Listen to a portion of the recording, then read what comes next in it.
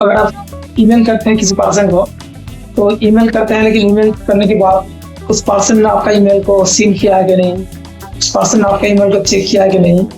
जैसे व्हाट्सएप पे कोई मैसेज करते हैं तो ब्लू टिक लग जाता है, तो क्या ईमेल में भी ऐसे ब्लू टिक आता है?